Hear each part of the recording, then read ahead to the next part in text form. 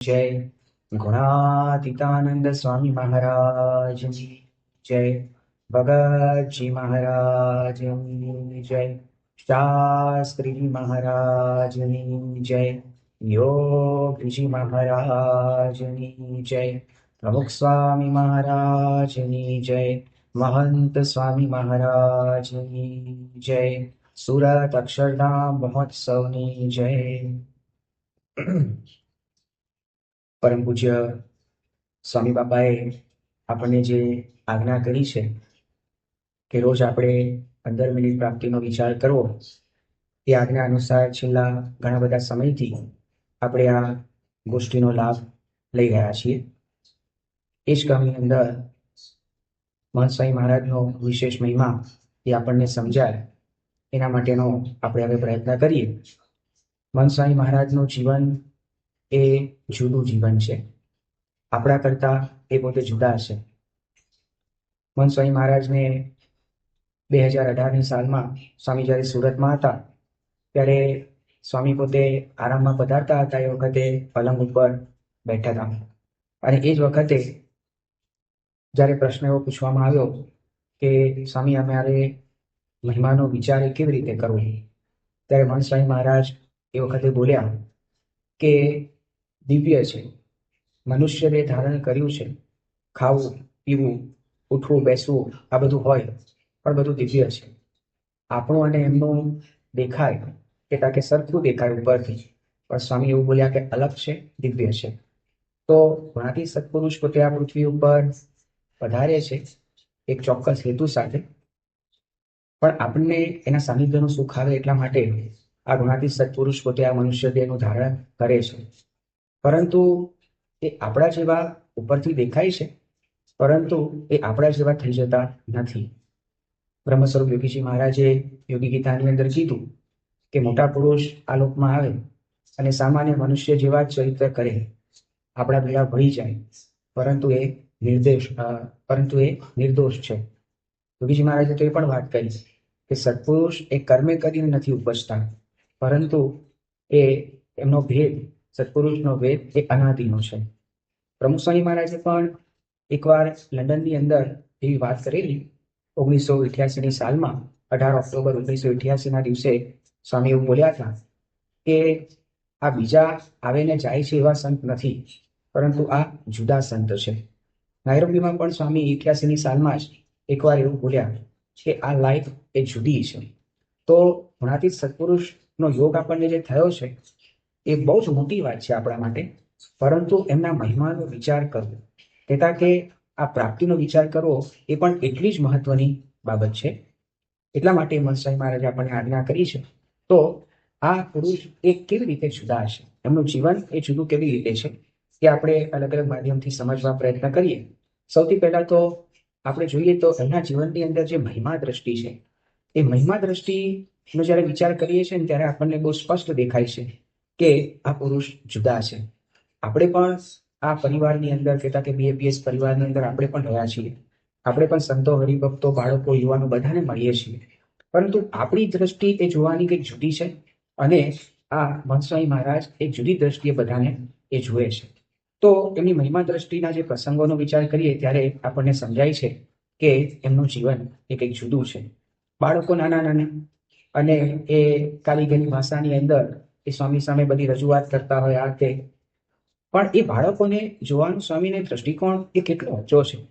2017ની સાલમાં સ્વામી હ્યુસ્ટનમાં હતા અને એ વખતે સ્વામી એવું બોલ્યા કે આ નાના બાળકોને ટેણિયા ન સમજવા. સ્વામી કે બધા મુક્તો કહેવાય અને એમને જોઈને મનમાં હું એમનો દાસ છું એવું રટણ એ થવું જોઈએ.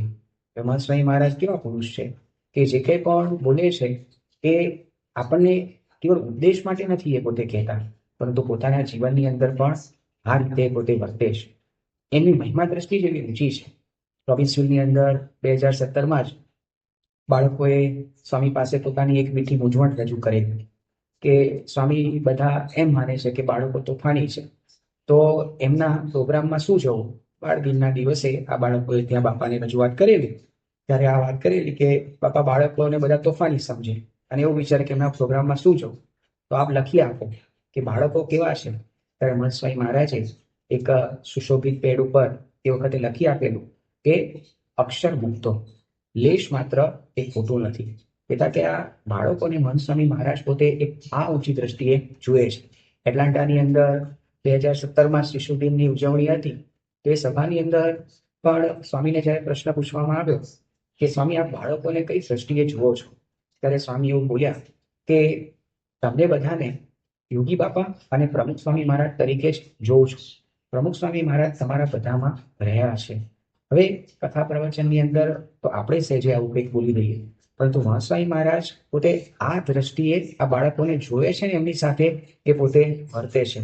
ઓસ્ટ્રેલિયામાં 2018માં સ્વામી જ્યારે પધારેલા તે વખતે મેલબર્નમાં ત્યાં આગળ સેવા આપતા ઓસ્ટ્રેલિયામાં વિચરણ કરતા પૂજ્ય પરમચિંતન સ્વામીએ મહંત સ્વામી મહારાજને ત્યાં બાળકો ઉભેલા એ બતાવીને કીધું કે સ્વામી આપ આ બાળકોની અંદર કેવી રીતે એમના દર્શન કરો છો? ત્યારે સ્વામી તરત બોલ્યા કે હા, બધા મુક્તો છે, સામાન્ય નથી. અનંત જન્મના પુણ્ય હોય, અનંત સાધન કર્યા હોય ત્યારે એમને આ સત્સંગનો જોગ થાય. સ્વામી આગળ બોલ્યા કે આપણને દેખાય કે એ નાના છે, રિસાઈ જતા હોય, એ બધું દેખાય, પણ સ્વામી કે એને આગળ ખૂબ સાધનો બધા કરેલા છે. જો દ્રષ્ટિકોણની અંદર જ એ તફાવત થઈ જાય છે. આપણે બાળકોને એની અવસ્થા અને એની ઉંમર એના પ્રમાણે આપણે એને જોઈએ અને પછી આપણા મનમાં એની મૂલવણી પણ એ પ્રકારની થાય ને આપણે એમને બહુ ગણતરીમાં લઈએ નહીં. પરંતુ મહંત સ્વામી મહારાજનો આખો દ્રષ્ટિકોણ એ કેટલો ઊંચો છે અને એમની આ મહિમા દ્રષ્ટિની પરાકાષ્ઠા કેટલી ઊંચી બાળકો માટે. એના આશીર્વાદ લેવા માટે પણ એ પોતે તૈયાર થઈ જાય. 2018માં સ્વામી ત્યાં ઓકલેન્ડ પધારેલા તો ત્યાં આગળ આપણા એક હરિભક્ત છે નિલેશભાઈ દોશી, તો એમનો જે પૌત્ર છે એના પૌત્રને લઈને પોતે ત્યાં આગળ ઉભેલા અને સ્વામી પોતે વોકિંગ બાદ પોતાના ઉતારે એ પધારતા હતા અને એ જ વખતે આ હરિભક્ત પણ ત્યાં દર્શન માટે ખૂણામાં ઉભા હતા. તે સ્વામીએ એમને જોયા અને એ તો આપણા બહુ જૂના હરિભક્ત છે અને મુંબઈમાં પણ એમને ખૂબ સારી સેવા કરેલી. હવે અત્યારે ઓકલેન્ડમાં પોતે રહે છે. તો સ્વામી એ બાજુ ખેંચાયા અને પછી એ બાળકને સ્વામી ત્યાં આગળ મળવા માંડ્યા. પ્રેમથી બાપાએ એમના માથે હાથ કર્યો બાળકના માથે. તો એ જ વખતે જે નાનો બાળક હતો ને, શિશુ એકદમ, તો એને પણ પોતાનો હાથ ઊંચો કર્યો. હવે એ તો એક બાળ ચેષ્ટા.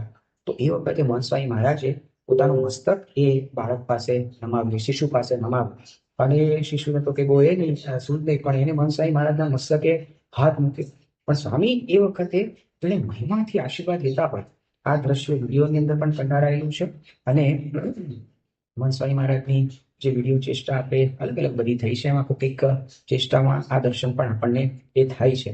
ડોક્ટર વિસ્મય જેઓ પોતે પરમ પૂજ્ય પ્રમુખ સ્વામી મહારાજ સાથે પણ અંતેવાસી તરીકે એમને સેવા આપેલી, એમનો એક દીકરો છે, એનું નામ છે મિત્રાંશ. હવે આ નાનો હતો ને ત્યારે તો કિશોર થઈ ગયો, પણ નાનો હતો ત્યારેથી જ બસ એક સ્વામીની સાથે એક એવો સખાભાવ ને જ્યારે પણ સ્વામીને એ મળે ને તો સ્વામી મસ્તક નમાવે ને મિત્રાંશ હાથ મૂકે. હવે બધાને એટલું આશ્ચર્ય થાય, પણ સ્વામી એટલી મહિમાથી એ હાથ મુકાવે.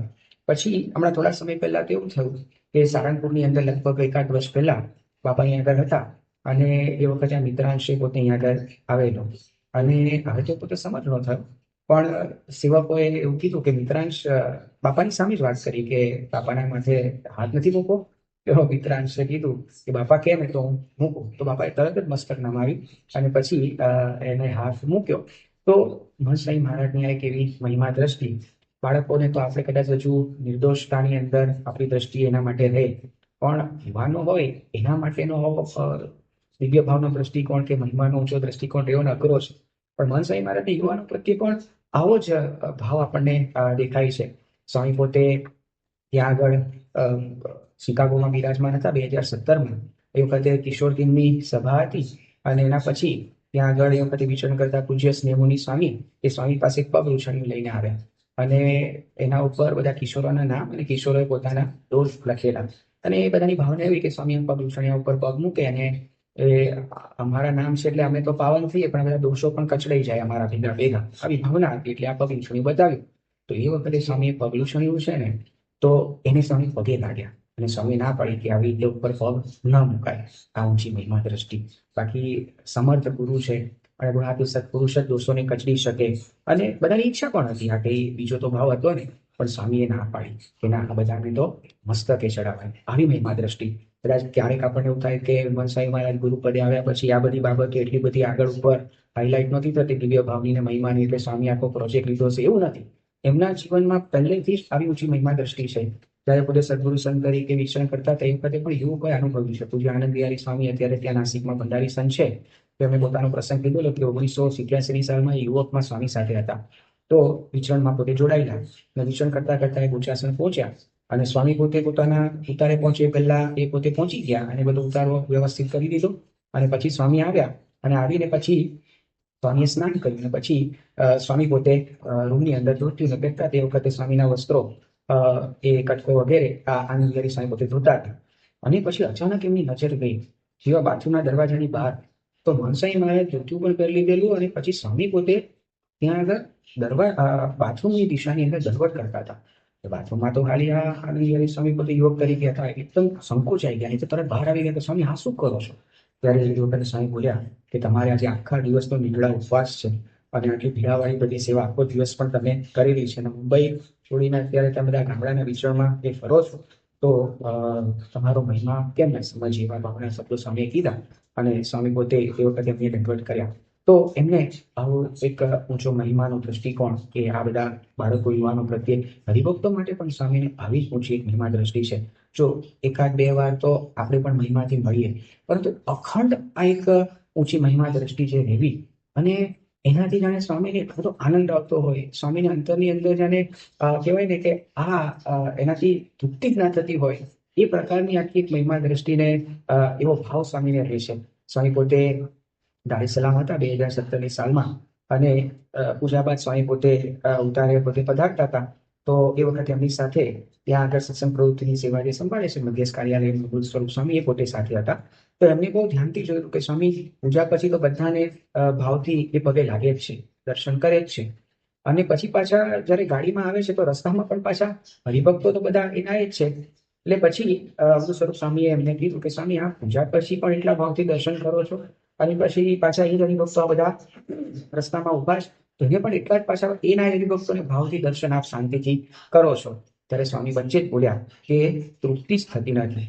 અને સ્વામી પછી આગળ એવું બોલ્યા કે આ બધા જે હરિભક્તો છે, સ્વામી કે એમના દર્શન કરવાનો તો ખૂબ આનંદ આવે છે, એવા ભાવના શબ્દો સ્વામી બોલ્યા. અને પછી અમૃત સ્વરૂપ સ્વામી કીધું કે સ્વામી આપ તો ગુરુ છો, અમારે આપના દર્શન કરવાના હોય. ત્યારે મનસાઈ મહારાજ બોલ્યા કે ગુરુએ તો 1000 વખત પગે લાગવું પડે. આવી સ્વામીએ વાત કરી. તો એમની એક ઊંચી મહિમા દ્રષ્ટિ એ હરિભક્તો તરફ પણ જોવા મળે છે. એકવાર ભાવનગરમાં તો સ્વામી એવું બોલ્યા, કારણ કે સ્વામી આગળ જેમને દર્શન આપીને આવ્યા હતા, સ્વામી આવ્યા હતા સભામાં, ત્યાંથી પછી જ્યારે ઉતારે આવે તો રસ્તામાં પણ એ બધા હરિભક્તો એ ઉભા હતા અલગ અલગ જગ્યાએ. એટલે ત્યાંના સંતે કીધું કે બાપા આ તો બધા એના જ છે. ત્યારે સ્વામી મહારાજ તો એ વખતે એવું બોલ્યા કે આ બધાના દર્શન તો 1000 વખત કરીએ ને તો પણ ઓછા છે. આ અંદરથી આવેલા શબ્દો છે. જીવમાં એમને એટલો બધો મહિમા એ ધરબાયેલો છે આ બધા હરિભક્તોનો, એને કારણે આપણને આ બધું દેખાય છે. સંતો પણ સ્વામીની સેનામાં છે તો આ સંતોના પણ દર્શન સ્વામી પોતે કેટલા મહિમાથી એ પોતે કરે છે. હ્યુસ્ટનમાં 2017માં સ્વામી ત્યાં આગળ બિરાજમાન હતા. તો એ વખતે સંતોને પૂરણપોળીનો પ્રસાદ આપવાનો હતો. એટલે પછી એ વખતે બાપાએ બધા સંતોને 3 પૂરણપોળી આપી. પછી બાપા જમવા માટે બેસવાના હતા. એટલે સેવક સંતે કીધું કે બાપા આપણે હવે હાથ ધોઈ નાખીએ. ત્યારે બાપા એવું બોલ્યા કે આ પૂરણપોળી સંતોને આપી છે, એટલે સંતોને આપણે આપી છે એટલે આપણા હાથ એ સંતોને આપી એટલે પ્રસાદી છે, તો એ જ હાથે આપણે એ જમીશું. ધોરણોની અંદર 2017માં 2 પાર્ષદોને દીક્ષા આપી, એટલે સાધકોને દીક્ષા આપી, પાર્ષદની દીક્ષા. અને બીજા દિવસ સવારે એમને જ્યારે પત્તર આપવાના હતા પ્રસાદ સહિતના, તો સ્વામી બાપા પત્તરને પગે લાગ્યા અને પછી એમને આ 2 પાર્ષદોને એ પત્તર આપ્યા. તો સ્વામી મહારાજનો આ એક બહુ જ ઊંચો મહિમાનો જે દ્રષ્ટિકોણ છે એ જોતા આપણને લાગે છે કે આ પુરુષ ખરેખર જુદા છે. અને આ જ્યારે આવું જીવન જોઈએ તો આપણને થાય કે કેમ એમનો વિશ્વાસ આપણને આવે, એના વચનો, એમની આજ્ઞા, આ બધા ઉપર આપણે એમાં વિશ્વાસથી આપણે કેમ જોડાઈ ના જઈએ. એવા પવિત્ર પુરુષ છે અને એવા એકદમ શુદ્ધ હૃદયના એ પોતે પુરુષ છે. ઊંચો મહિમાનો દ્રષ્ટિકોણ એમના જીવનની અંદર છે. અને આવા પુરુષ મળવા કેટલા દુર્લભ છે. આજે આ પૃથ્વી ઉપર આધ્યાત્મિક તો ઘણા બધા સંપ્રદાયો અને ઘણા બધા આપણને એની અંદર સાધના કરતા બધા દેખાય છે, પણ આપણને આવું એક દ્રશ્ય કે ગુરુ પોતાના શિષ્યો માટે આટલો બધો ઓછો મહિમાનો દ્રષ્ટિકોણ રાખે અને એટલો બધો મહિમા સમજે અને ગુરુને શિષ્યોને દર્શન કરતા તૃપ્તિ જ ના થાય. હા, આપણને જ્યારે પ્રસંગો જ્યારે જોઈએ છે ને ત્યારે લાગે છે કે આ જીવન એ જુદું છે. તો આવા સ્વામી મહારાજના એ પ્રસંગોને યાદ કરી અને એનો મહિમા આપણે વિશેષ વિચારી અને સ્વામી મહારાજે આપણને જે પદ એવું સંભાળવાની આજ્ઞા કરી છે, માનો મળી છે મોટા વાત, તો એને હવે આપણે સમયમાં ગાઈશું.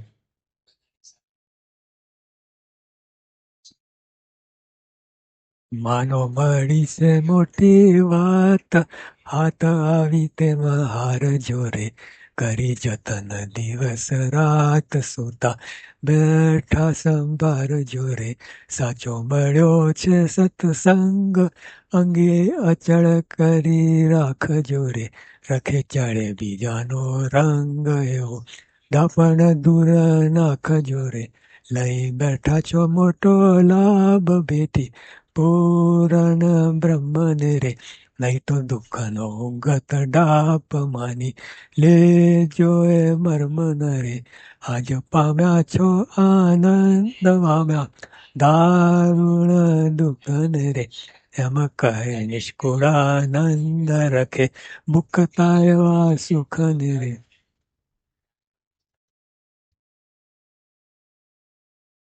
આવા જ વિશિષ્ટ પ્રસંગો સાંભળવા માટે કૃપા કરીને લાઈક કરો, તમારા વિચારો કમેન્ટમાં શેર કરો અને અમારી ચેનલને સબસ્ક્રાઇબ કરવાનું ભૂલશો નહીં.